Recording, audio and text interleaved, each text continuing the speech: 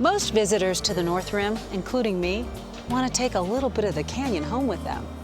Who better to show us how to do this than award-winning photographer Gary Ladd? His award-winning images of the canyon and other Arizona landscapes are nothing short of visual poetry.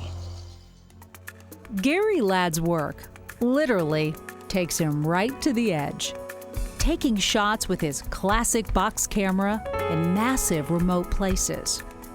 Sometimes for days on end, it is just him and his gear, taking bits of pictorial history and freezing disappearing landscapes in time, forever. I'm trying, ideally, to create art when I'm taking pictures. Most of the time, it's not really possible. But if you can get some really strong lines, parallel lines, or diverging lines, or curving lines that are pleasing, that really adds to the strength of the photograph. But Gary's photographs are more than just pleasing. They're moving. I'm always trying to find something that grabs the viewer. Sometimes it's a gift, it's just given to me. Other times I have to work long and hard for it. His work has graced the covers of Arizona Highways magazine on several occasions, capturing images that make the Arizona publication famous worldwide.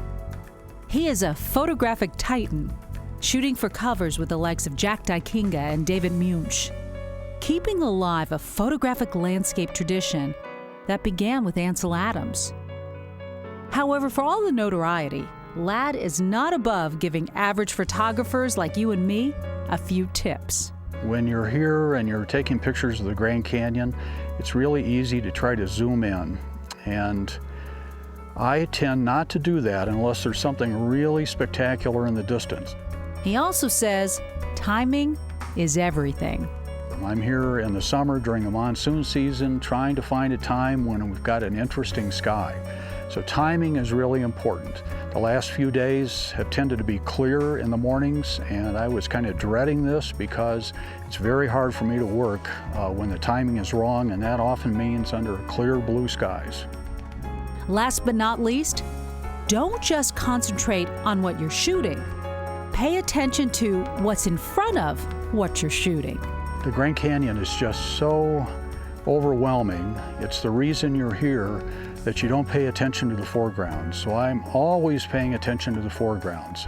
You can see the foregrounds Gary's talking about in many of his famous photos. Living in Page, Gary shoots the canyon on a regular basis and has his own photographic turf. I also spend a lot of time around Lake Powell.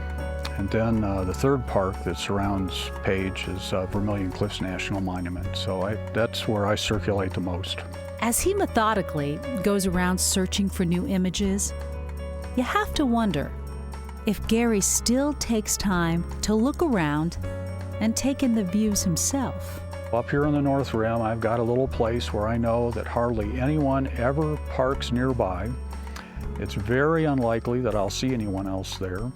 I can walk out to the rim, I can get out a lawn chair, I can sit kind of under a tree in the shade, at least in the afternoon, and have the entire Grand Canyon spread out before me.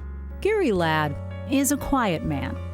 He could talk up all his wonderful work, but in his modesty, he lets his photos do much of the talking for him.